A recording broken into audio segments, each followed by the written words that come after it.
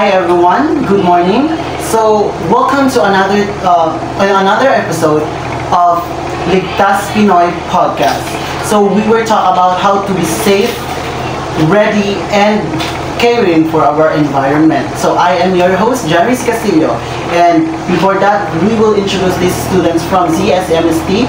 So, please introduce yourself first. So hi everyone, I'm Iker Sukaba from BSFT 1A. Hello everyone, and I'm also Arshmi Ambigo. Hi everyone, my name is Romer Angunavis from BSFT 1A. And my name is Rizley Kailan Esparez from BSFT 1A.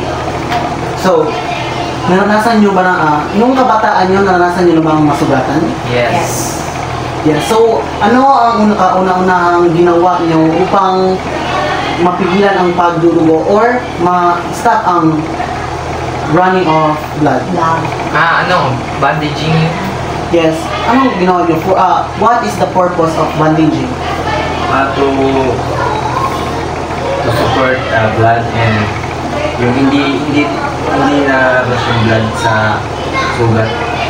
Okay, so that's it. So for you, give me at least 5 current environmental issue. So we all know that we a lot of environmental issues we face today. Yes. So give me at least 5. We have like rains or mga earthquakes, landslides. Yung pagbabaha din na palaging alam yun na yun.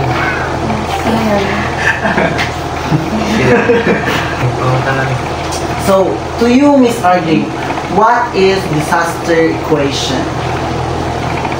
The disaster equation is H times R.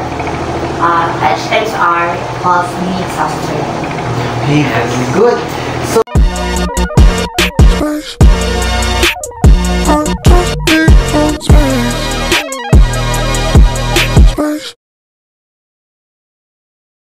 to you, Miss Kate Torres, what is NDRRMP? So, NDRR MP. MP? Yes. NDRRMP. This is a National Disaster Risk Reduction and Management Plan. Good. So, again, to Mr. Romar, what is the meaning of SOS? SOS. Please help another. Yes, Ms. Arjun. What's your question? What is the meaning of SOS or SOS? The meaning of SOS is save our souls. Yes, Save our soul. Sorry. Ginagamit din yan siya kapag need ng help. Okay, very good. So, alam naman natin we are in the way back of elementary days. We have this kind of organization na pumupunta sa ating school like Red Cross for the para turuan tayo for the basic life saving. So, for you, Miss Edgarsa, what is the basic life support?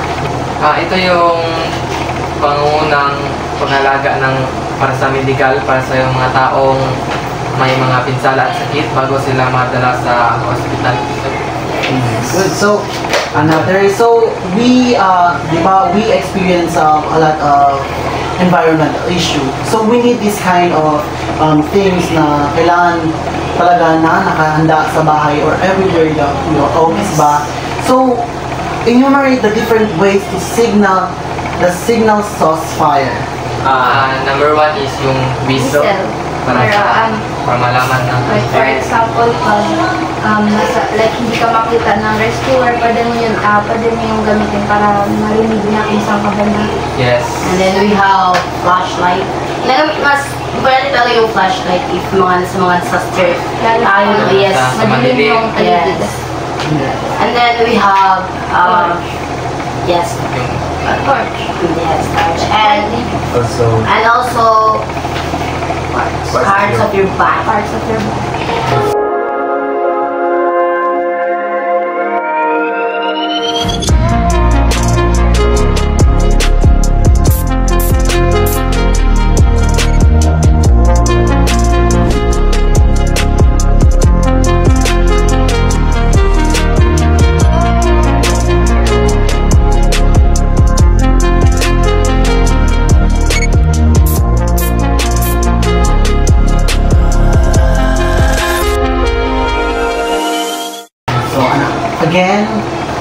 another question. What is the 3 aims of first aid? So we need this kind of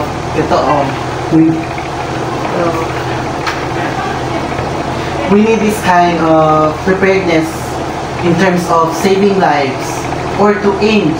Not, di ba, di naman tayo pataka-taka lang mag-save ng lives. So we have this kind of 3 ways of saving or first aiding life. So to you, Mr. Romor, what is the 3 aims of first aid? The aims of first aid is first aid kit. It's not! Ano ba? Hindi, sige. Ano ba? Sige pala. So yes. Sige. So sa Kate is Miss Kate. The first one is the preserve life. The second is Prevent distribution. And the third is promote recovery. Very good. So di ba in giving first aid, we have this kind of hindrances. So please give me the hindrances in giving first aid. Number 1 is gentle talaga, sir. yes, para kailangan talaga maging gentle No, para what I mean is hindrances of giving, what we call that hindrances, yung Parang, ano siya? parang tumututol sa mga pagbibigay ng first aid, like something like that. Number 1 is yung unfavorable surroundings. Yes. And we have pressure from victims after mga relatives. Like for example, magtulong ka, tapos yung mga relatives pala dun is baka ikaw pala yung sisihin kasi ikaw yung nag-help, tapos parang kasi talaga siya nag-blame kasi ganun eh. Masalang lumala yung yung situation. So may pinag-uugutan si Miss RG. Diba? So Ayan ha. for you, Miss Kate, what is the characteristic of a good first aider? ang first one is kailangan natin maging gentle sa Yes. victim para naman hindi sila matakot kasi syempre injury yun eh. Syempre Walang hihilahin mo lang agad. bigla mo gagano eh. Iyak yung victim. True. And the second one is ikaw, maybe Respectful, Yeah. resourceful, sorry. And then we have observant. Yes. Siyempre habang tinitreat mo yung victim, kailangan mo lang obserbahan mo siya kung nasasaktan ba siya o hindi. Hindi. And also, we need Focus to, ka lang sa if we talk about observant, we need, before we give first aid to the person, we need to check our surrounding. Yeah. To be observant what we are or what the surrounding Yes. is happening.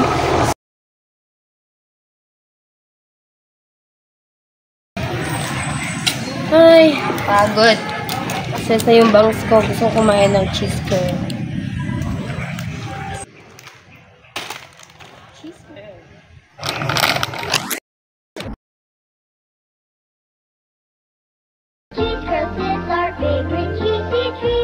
Cheese Curls, made by Universal Robina Corporation.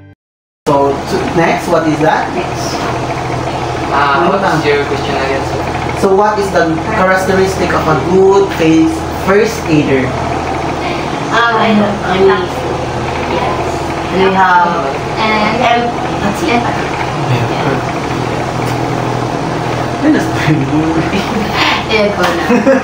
Wait lang. Guys. So, again, if we are a first aider, we need to locate the symptoms of a broken wound. So give me at least 4 symptoms of broken wounds. Nasa namin na yung fractured bone, and the second one is the closed broken bone, and the last one is the open broken wound. Good. So, again, wait. So, di ba, we talked about earlier that we have experiences the environmental issue. We face that physically. So, give me at least 5 currently environmental issues. I didn't ask that yet. Please give me at least 5 environmental issues. We have uncontrolled deforestation, and then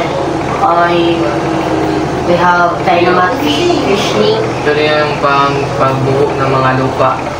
Sa, Diyan na rin yung papasok yung mga slides over yung kung sa corruption pa nga hindi nagagawa yung mga blood control, di ba? Yes, and also mining invention. Ito yung pagmimina ng mga gold, yung pagpuputo ng mga puno. Yes. Doon kasi siya nag-damage talaga sa akin. Nag-impact talaga sa akin.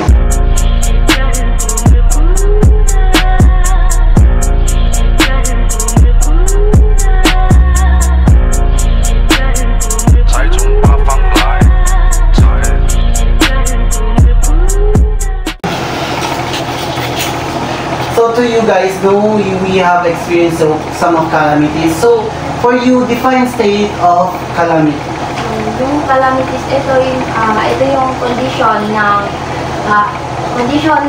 sinideklara ng ating president. presidente ng bansa para din maging aware. Aware sa mga tao. Yes, yun. So yun yung condition ng bansa. Very good. So, to you guys, we have experienced many environmental issue or calamities. So, nung alam naman natin na yung pangyayari sa Cebu, Davao, and many more here in the Philippines were shaking. So, for you guys, nasalan pa ba sa mga Filipino ang pamagatang resilience? Para sa inyo, sa nangyayari. If ever ikaw yung biktima ng or one of the victims of the earthquakes in the Cebu. Why?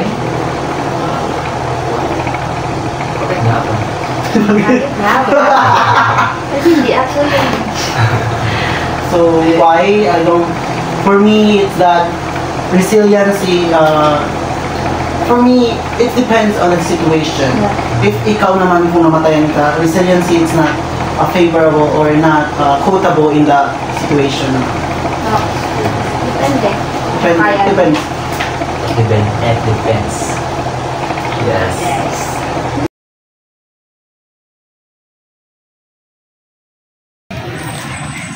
Ay, pagod. Kasi na yung bangs ko. Gusto ko kumain ng cheese curl.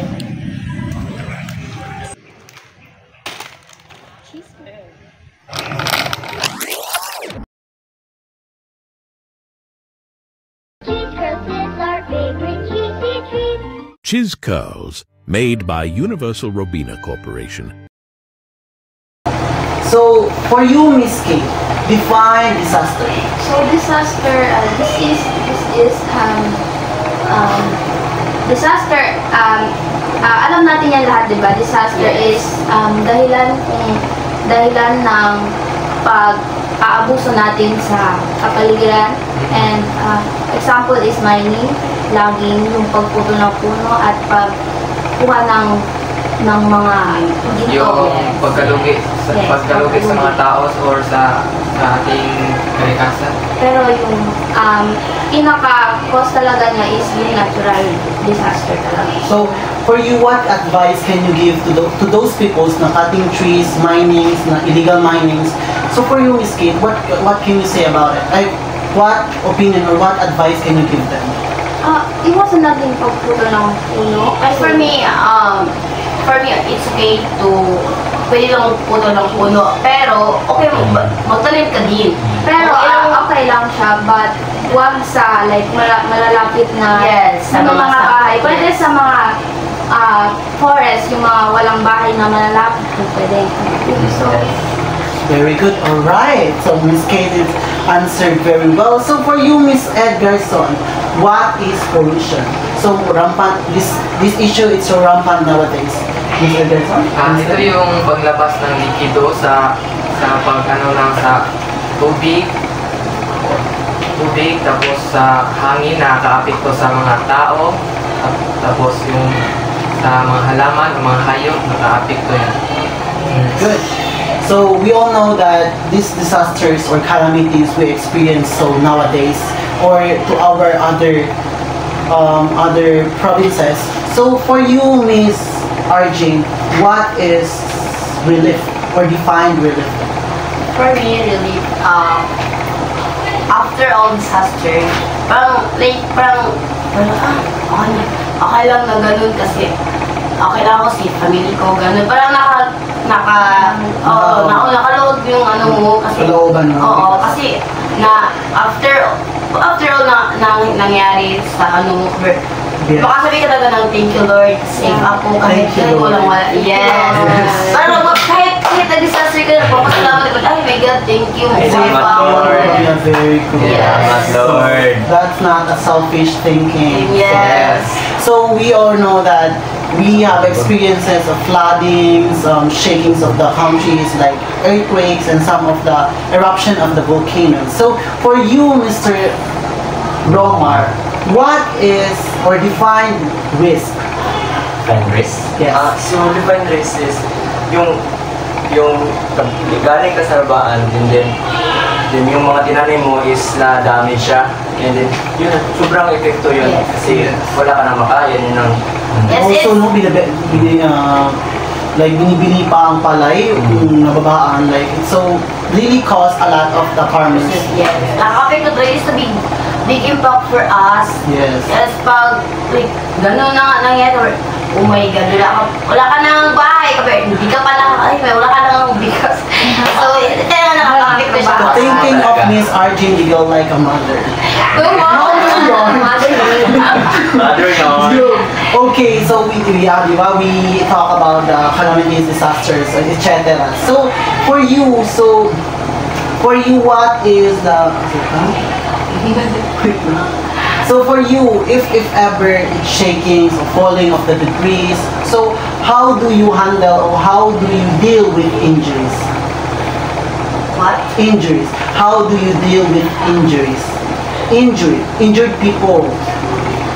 Like, paano siya I-handle, paano nyo gamutin, like, paano if in case of nasa disaster nasa disaster tayo that time, yung magagawa natin for if possible na may nangyari talaga, maganda pag may mga may mga proper gagamit, yes, o equipment to Like use. or first aid. Yes, Yeah. first aid kit. If wala talaga siya, magiging Girl Scout ka talaga. Yes, we need to be Yes. resourceful.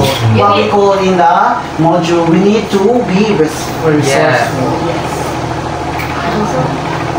So that's it for the module 3. So thank you for watching, and I hope that you like it.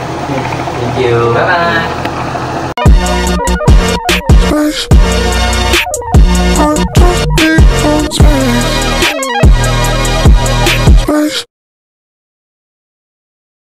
So hi everyone, so we are back. Welcome to today's episode of EcoTel PH.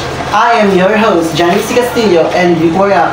We are talking about environmental protection, a very important topic that affects every single one of us. So before that, we welcome again the ZSMST students, so please introduce yourself each. So again, I'm Gerson Kaba from VSFT 1A. And I'm also Arjun Dol, nagbabalik sa balita nito.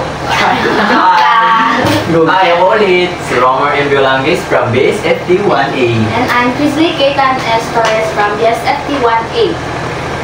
And here we go again. So for you, to the environmental protection, so define greenhouse effect. Ito yung pagkakaroon ng gas sa ating atmosphere o sa ating mundo na nagpapatrap ng init mula sa araw na nagpapataas ng temperatura sa ating daigdig. So next, what are the greenhouse gases? We have 4 greenhouse. What is greenhouse effect? No, Gases, greenhouse gases. I mean greenhouse gases. We have 4. We have carbon dioxide, and then methane, And Net- water vapor. And last, Yes. yung last? nitrous oxide. Nitrous. Sorry, I forgot, guys. So why are the gases important? It's cause. Siyempre, diba, gases, ito yung nagtatrap sa energy ng sun para hindi makapasok yung init talaga para sa earth, para din making it suitable for the people. What is your question first? So, define greenhouse effect. No. Or no? Why are the gases important? Gases is important for us. It's because kung wala yun siya, para tayo nababalag sa isang malamig lang. Hindi ko control Oo, init. kasi hindi wala tayo napupuntos na init eh. So parang matatrap tayo sa malamig lang talaga na parang hindi nga lang yung snow, diba? So mas important na meron tayong greenhouse. Kasi if ever wala tayong mga gases, the suns or the rays of the suns will affect us through it. Kaya nga, ito pa lang nga mainit na, what if wala tayong mga gases? Yes. So do you think we will burn it? Na. Ay. Nagiging negro. Good. So what is the energy used for?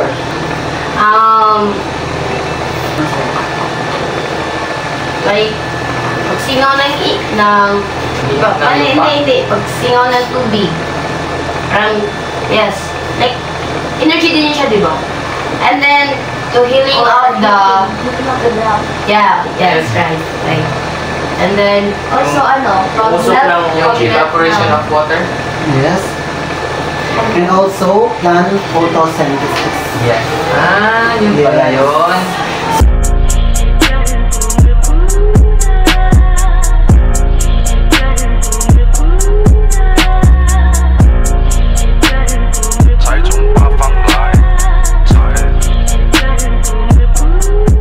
So what is the possible causes of the greenhouse effect?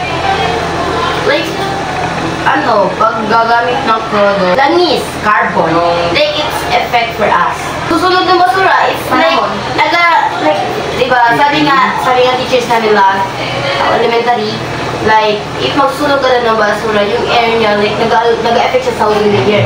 So, yung ozone layer na ngayon, it's manipis na siya, kaya super init na ng natin. Kaya nga some of our scientists were advised to us if we are not using the electric fan, lights, we need to turn off. Yes, kasi mag-ano siya eh. Yes, kailangan tayo tangan. Yes. Then mag-ano yung sunog. Yung mga pollution din. And also one of the cause or possible cause of the greenhouse effect is the population growth. Kaya huwag kayong anak-i-anak ngayon. Pero at least hindi Actually, yung wala. Yung mga kasi dyan, yung mga, hello? Ay! RJ? Uy!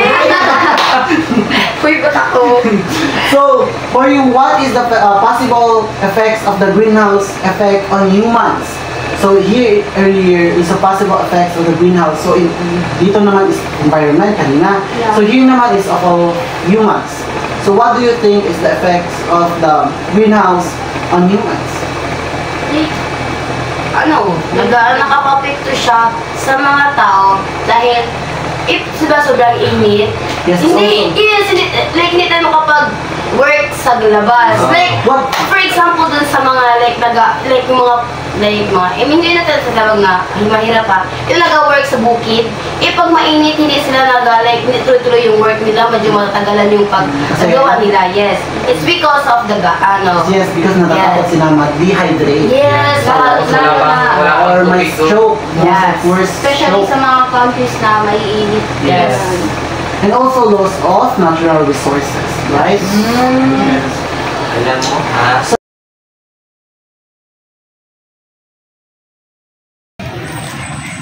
Ay, pagod. Kasi sa yung bangs ko, gusto ko kumain ng cheese curl.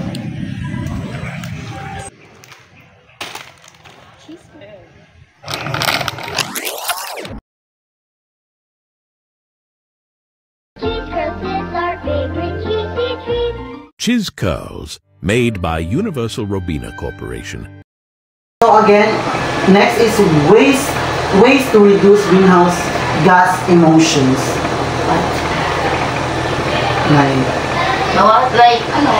Bawasan ang paggamit ng carbon dioxide at huwag talaga sobra magamit ng kuryente. Yes, what we call conserved Yes. electricity. At least makabawas or Hindi mabilis. Yes. So for you guys, what is global warming? We all, I know that we all know this kind of issue, or we all know these words. Global warming, or warning rather. Warning. Global warming. Warning. May warning pala. So, Okay lang yan. what is global warming for you guys? Ano, like, pagtaas na, Temperatura sa ating yeah, dahilan na greenhouse gases. Kaya some of us not unlike sa pagtaas ng temperature of the earth, but also yung mga floods, yung mga floods because of yung pagtatanggal ng mga trees.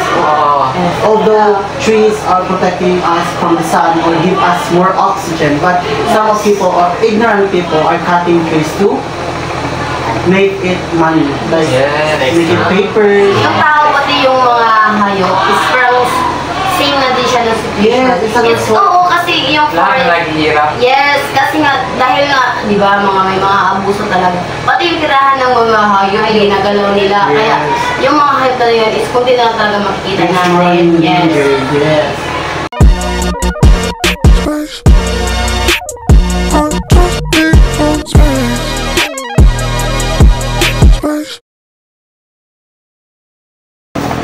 So, for you guys, what is climate change?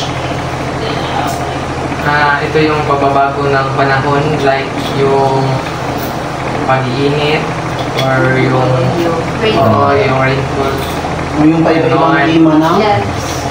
mundo. Yes. So, we all know here in the Philippines, in the start of I think May or June, something go on, so on. So, we have experiences La Nina. So, in the summer, what we call El Nino. Yes. So, now, it's not, it's really different. Hindi siya nag-start sa May and June. Look at now, October, November na siya nag-start ang bulan, taglan. So, we all know that the climate is changing talaga. So, next is, what is the factors affecting climate? Like, France, Distance from the sea. Very good. and then yung mga hugis ng lupa, umiiba-iba siya. Yes, it's because sa init din siya. Yung- Parang nag-crack yung mga yung mga Yes, lupa. what I said earlier is the La Nina phenomenon, no? Yes. Paiba-iba din ang direction ng, mga hangin. Yes. And also why this climate change affecting us today because of the ignorance of the human. Yes. Us, human. Tayo din na. Yes. Ay, legit siya. Tayo. Kita yun. Kayo na? So, for you, please cite at least five environmental principles.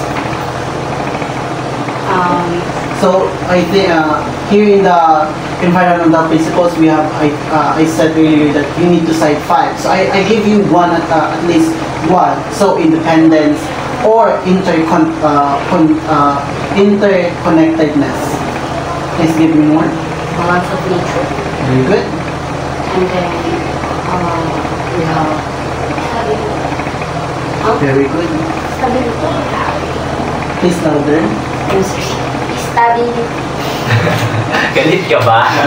And also to minimize or to prevent this kind of climate change, we need to recycle or reuse our things like in the bottles. We need to use tumblers. At least hindi natin magbili ng plastic bottles. Kasi we are using if we more using plastic things, the more the climate will change, or we are killing our Mother Earth. Yes. So, for you, what is the Republic Act of? What is Republic Act number 6969? anything that's toxic and hazardous policy. Yes. Toxic and hazardous. Yes, not Hazardous Waste Act. So, what is PD 1151? And this is all the Philippine Environmental Policy. Policy. Oh my God! So, what is PD 1151. It's the Philippine Environment Policy. So, what is Republic Act 8749? Philippines Clean Clean Air Air Act of 1999. 1999. I see Well, if we are talking years, Years, 1999. Ano ba yun? So, next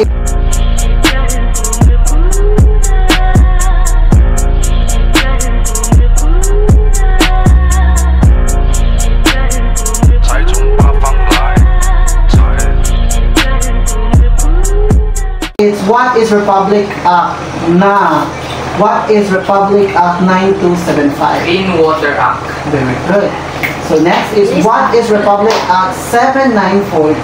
Philippine Mining Act. Very good. Ito na yung earlier in the past modules. If we have this kind of illegal mining, this is the act that they should face it. Yes. Yes. Okay. So give me at least 4 forest protection, conservation, and development. Ito yung mga protection. Yes. Protection ng lupa. Tapos, kayo, meron kayong idea? So protection of water resources. Yes. And soil protection. Okay. And we have More? also protection of Culture. nature. Protection sa mga Nature of... Oh, nature. And cultural dimension of forest. Yes. So, to you guys, give me the 7 environmental principles. First, yung lahat ng bagay ay magkakaugnay. And Yes. yung all forms life are important. And nature knows best. Also, nature is beautiful and we are stewards of God's creation. Yes, and to have also everything change. And that's... Oh, meron pa. Ours is finite. Earth. Yes. Yes. Muntik pa makalimutan. So, give the 3 tips for a greener earth. Going green in the house. Very good. Ayun. Going Going green with with recycling and reusing. Third, going green with transport. Excuse me. so can you guys enumerate the going green in the house tips? Pag hindi ginagamit yung tubig sa lababo, kailangan natin patayin. Yes. Maging matipid, no? Yeah, para tip. Tapos, Next. So, guys, give me or enumerate the going green in the house tips. example yung sa tubig, sa mga dripper, kailangan talaga patayin kapag oo. And not the water lang, it's also yes, yung ilaw. Pag hindi talaga need talaga maggamit ng ganyan ng ganun. Syempre, wag din mag-overuse. Yes. Right? Oo. Tipid lang. Yes. Tipid It lang. really costs a lot. And also, please enumerate the going green with recycling and reusing tips. So, diba what I mentioned earlier, if you really love our Mother Earth, you need to protect it, you need to conserve it in the future generation. At least naman, for our future generation, makita naman nila ang kagandahan ng mundo or the resourceful things. Example, yung i-recycle yung mga papel, plastic, metal, and yung mga salamin para Pag may mga gamit tayo na hindi na ginagamit, pwede natin siya ibigay sa charity or organization. At saka, pwede naman natin siya ibigay, di ba? Tapos, pwede naman natin gamitin yung mga lumang materials natin to, para magamit pa natin siya. Di ba? Para may useful pa din siya. Yes. Yes. And also using reusing the bottles of the plastic bottles like tumblers. Instead of buying plastic bottles in the store, we need to conserve water like in the tumbler. Like nowadays we have this kind of aquaplast, thermoplast. We need to use it as a long-term use. So, lastly but not the least, so please, guys, please enumerate the going green with transport tips. Yung sa carpooling, example yung magkasabay kayo gumagamit ng sasakyan, tapos yun, naka-apekto ng sa ating Like what we call carpooling. Pwede naman ang pagsabay na lang para less population dito. Yung lalo na sa air pollution. Yes, like yung nagpo-produce ng mga like oh my god, di siya Lalo na yung nag-produce ng mga black smoke of the yes, tumatambutso. yes, nakakainis din. baho. Nakakainis din yun siya minsan. Oh my god, sobrang baho, mga dust niya. Yes, lako. Tapos minsan, sakit pa sa ulo, yung baho. Mas nakakano siya sa atin. Pag nakabigay siya ng cost for us. Yes, for us. So that's it, guys. So thank you for watching. So always remember that we only have one planet and protecting it starts with us. Everything that we turn off, everything we plant, and every mindful choice we make helps build a cleaner, safer, and greener future. Thank you. Bye-bye!